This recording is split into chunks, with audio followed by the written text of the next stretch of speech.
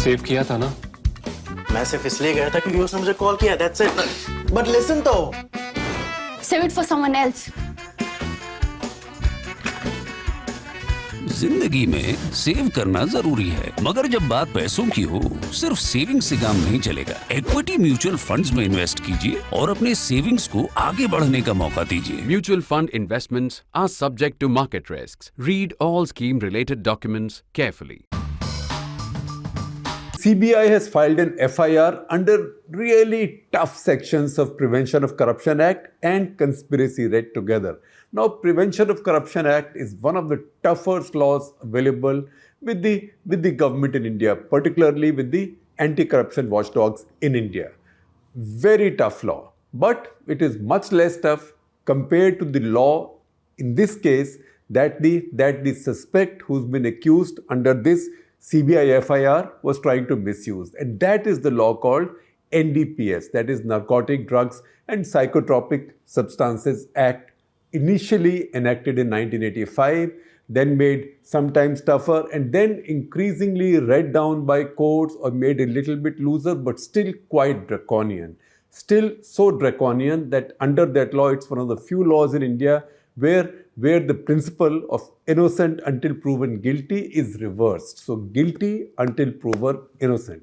And once you are charged under that law, in fact, I should not say once you are charged under that law, curse be upon your enemies and everybody's enemies, and really bad guys should be charged under that law. But once anybody is charged under that law, it is for the accused that person to prove his or her innocence. So that law, Sameer Wankhede, who was for some time between 2020-21 the head of Narcotics Control Bureau's Bombay Zonal Office, he has been charged by the CBI. And what are these charges? You can see the first page of the FIR on your screens. But basically, it is all kinds of awful things: bribe taking, taking undue advantage to influence public servant by corrupt practices, criminal conspiracy, that is 120B of IPC, extortion by threat. So all of these. Now just imagine a senior officer. This is not a Havaldar or a sub-inspector or an SHO. This is an Indian Revenue Service of the 2008 batch. So by the time this offense or alleged offense has taken place, the Aryan Khan case, he has already been in service for more than 13 years, right? And he finds his celebrity son, that is Aryan Khan, and these cases are filed and in full media glare for several days then media. And this followed less than a year after one more such tamasha, in fact a bigger tamasha, that is where in the wake of the Sushant Singh Rajput death, which was ultimately proved or held to be suicide, unfortunately. In the wake of that, there was this big noise about Udta Bollywood. Remember that movie Udta Punjab? So this Udta Bollywood story was as farcical as that movie Udta Punjab. And then it was said, an impression was spread that everybody in Bollywood was high on something illegal. That also was done under the same officer. In that process, a lot of the people suffered. So Riya Chakravarti, an actor, in fact an aspiring actor, not really a star, very vulnerable, very easy to target, very convenient to target. So she was targeted, her brother was targeted, both spent time in jail. She spent 28 days. Later, by the way, Aryan Khan spent almost exactly a month. Her brother Shobik spent much longer in jail. Again, on none of them, either on Riya Chakravarti and her brother, nor on Aryan Khan or anybody around him, except one person, Arbaz Merchant, not a gram of any banned drugs or banned substances was found. This case, however, right now that the CBI has filed, the case of corruption against Sameer Wankhede and a couple of others, this is not to do with the Riya Chakravarti, etc. case. This is to do with the Aryan Khan case in particular, and I will tell you more details of that. In the Riya Chakravarti case, obviously this officer, Sameer Wankhede, he figured out that this is a very easy way of getting massive publicity, because in that case, he summoned Deepika Padukone, Shraddha Kapoor, Rakul Preet Singh, and many of the others. And it was made to look like as if all of the Bollywood right now was doing drugs. In the first FIR that he had filed against Riya Chakraborty, because nothing was found, no arrest was made out, but there was a second FIR filed. And that second FIR was like an editorial. That was like saying, oh, Mumbai is filled with drug addicts, there are drug mafias working here, and everybody has access to drugs. And just as important as the mafias are, is also Bollywood, because Bollywood is so drug-addled, right? So that is how Riya Chakraborty was arrested. So he got away with all that. There was a lot of publicity after that. If Riya Chakraborty had been a bigger star, perhaps he would have got his comeuppance at that point. But he did not, and because he did not, he became very famous, and he thought he could now do it with Shah Rukh Khan's son. The difference, however, is that in this case, he had gotten ahead of himself. That is what, if you read the FIR, it's a very short FIR. If you read the FIR, then you get the sense that this officer and his alleged accomplices had begun to think that there was no fear of God and there was no fear of the law, that they could make the law and they could do what they wanted. In any case, they thought they had access to a law as a weapon, a law that is as draconian as UAPA, if not more. That is NDPS. Now, by the time 2021, the Aryan Khan issue came up, he had two shots at becoming famous, and both had been successful. He was the head of customs, remember, Indian Revenue Service officer.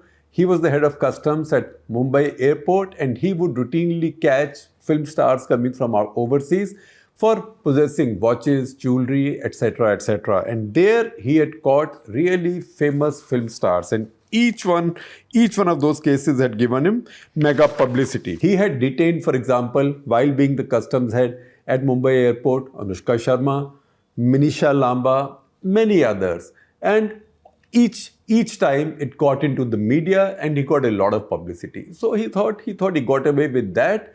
And I'm not saying that there was any corruption involved, but now if this FIR proves to be accurate and if he gets convicted, if court finds substance in this, then you have to say, remember that old line I've used sometimes, Punjabi line, jede Lahore pehde, wo Peshawar bhi pehde. One who is an awful character, one who's corrupt, one who's a disaster in Lahore will also be equally so in Peshawar. So if you were doing this in the Narcotics Control Bureau, then you can make an easy presumption, or you can make an easy assumption, more than presumption, an easy assumption that probably some of the similar stuff was being done elsewhere also.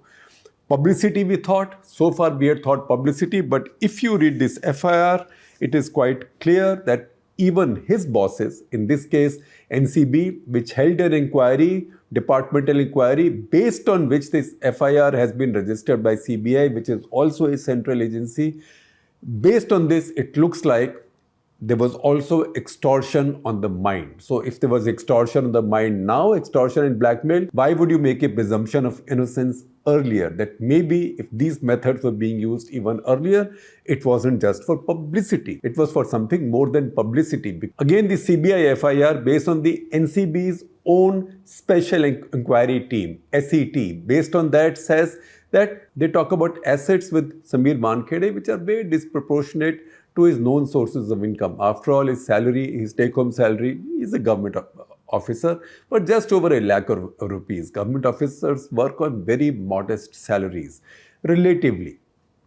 And they found there were 5 properties in Mumbai. There was also a bar. In some cases, the cover was that they were owned by his wife.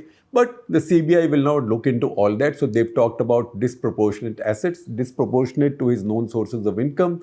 Also lots of foreign visits, which he had not allegedly accounted for, and purchase of very expensive watches, etc., etc. All that the inquiry team has found, and they've turned over their inquiry report to the CBI, on which this FIR is based. So this is the FIR against Sameer Wankhede, who's the only IRS officer in this FIR.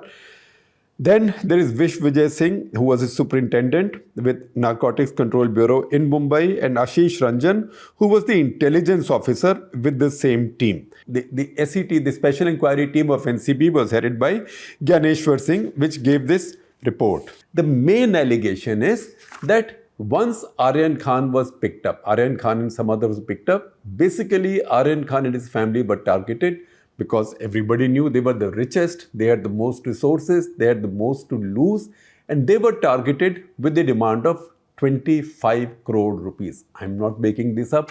This is what the FIR says. 25 crore rupees, and then negotiations took place, in the course of which Sameer Wankhede and his accomplices allegedly reduced the price to 18 crores, right? 25 crores to 18 crores. I don't know how that figure was arrived at, but it's a neat discount of over 25%, of which 50 lakhs were taken in advance, of which later a part was returned. That is all that the FIR says. Now, how was this set up? How was Aryan Khan set up? So the FIR again gives us a clear idea, because the FIR is based on the NCB's own SET's inquiry report. So the FIR says that an information was received, a secret information was received at the Narcotics Control Bureau on 2nd October 2021 that lots of high-profile people were boarding a cruise ship, Cordelia, in Mumbai, and they will be carrying some drugs, and there will be rave parties on the ship, and there will be drug consumption. So at the Green Gate of International Terminal building at Mumbai Port Trust, a trap was laid. When the trap was laid by Mumbai NCB zonal office, they also took two independent, quote-unquote, independent witnesses. Now, you can call them independent witnesses, but what kind of independent witnesses are these? Who you take on a cruise with you, that these will be my independent witnesses. They obviously are people who are hired by you. They are, if I may use that expression, professional witnesses. These two witnesses were Kiran Gosavi and Prabhakar Sale. Kiran Gosavi was the guy who you might have seen later clicking selfies with Aryan Khan, also walking around as if he was the boss of everything. Everything is surveyed. He was no officer either of Narcotics Control Bureau or Mumbai Police. He was an independent witness. He also has been charged in this case right now because he was allegedly part of the extortion bid. And Prabhakar Sale looks like is the one who first sort of blew the whistle on this. Then on 2nd of October itself, the inquiry report says that while the searches were carried out at the Green Gate, names of certain suspects were dropped.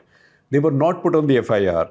Others were included later to suit some particular agenda. The word suit I'm picking from the FIR, right? Names of certain suspects who were searched initially and something might have been found on them. Those were dropped. Others were included to suit the purpose. Exact quote from the FIR, suit the purpose.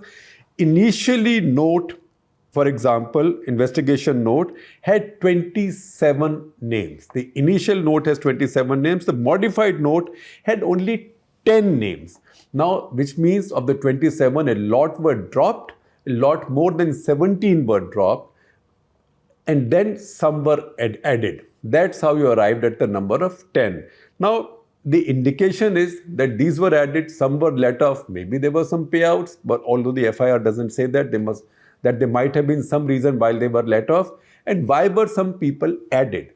That it looks like, again, the FIR doesn't say it, but the implication is that they were added because those must have been seen to be better, quote-unquote, clients in this case, or better money bags who you could get more money from. The only person searched on whom some drugs were found, or some bit of drug was found, was Arbaz Merchant, who admitted before the search, as the search was beginning, that he was carrying some charas, which is a form. Charas, marijuana, hashish, I'm not an expert, but they all come from the same plant, right? Don't ask me for more.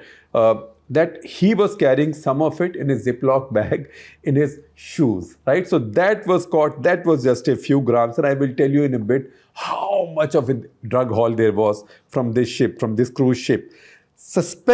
Most suspects, the FIR says, was allowed to leave, right? They were not even checked or documented. So this was very much done on the basis of who you wanted to catch and who you wanted to let go.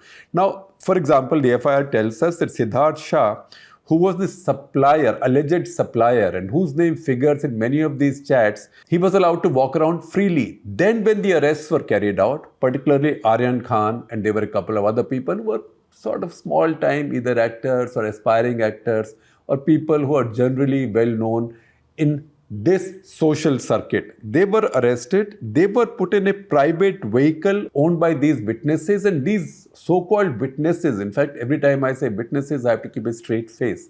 These so-called, and I don't even know whether I feel like laughing, I'll burst out laughing, or I will get angry. That's the reason I am keeping my journalistic calm while talking about it. So these two witnesses, these two professional witnesses who the NCB had taken with them, these suspects were allowed to be taken in their private vehicle to the lockup, so that on the way, the FIR says, they could talk to these people, make them feel that they were quite important, and they could then extort money from them. So in this case, KP Gosavi also had with him Sanvil D'Souza, who was his aide. Sanvil D'Souza is also charged in this FIR now.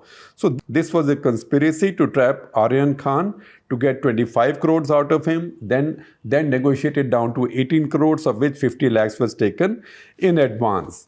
Then the FIR also tells us that not only was a private vehicle allowed to be used to carry them, but these people, these two fellows, KP Gosavi and Sanvil D'Souza, were the only ones escorting Aryan Khan and a couple of others, but mostly Aryan Khan, he was the target, and also dragging him. That was so everybody will figure out and come to a conclusion that these were really powerful people.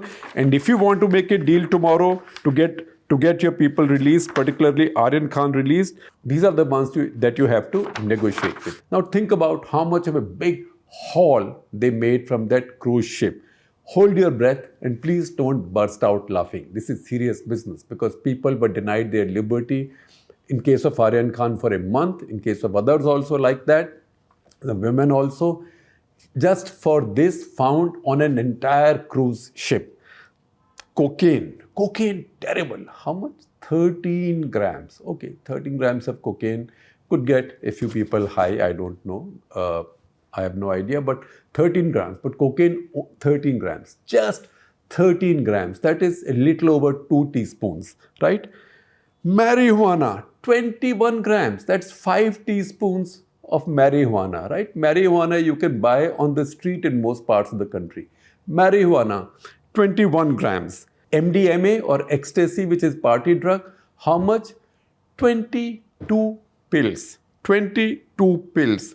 Read this alongside the reports that you've seen in the newspaper today of this bust of a drug mothership, which has been hauled into Cochin between Indian Navy and the Narcotics Control Bureau. That ship had 2,500 kilos of meth. Now, meth, as you might know if you watched Breaking Bad, that OTT serial, meth is a much more expensive and deadly drug than MDMA. So you're looking at 2,500 kilos on a ship. That is a drug haul.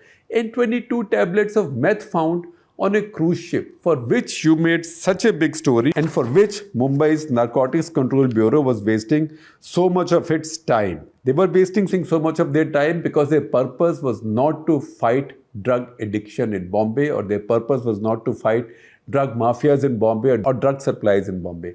Obviously, the purpose was something else, which in this case, the CBI says looks like pure extortion. And that is what got stopped. And that's where you have to say, you have to also admire the fight back that Shah Rukh Khan and his family put up, because most families would have been broken with something like that, particularly facing a really draconian law like NDPS. Now, you might say the family has the resources, but just that is not good enough.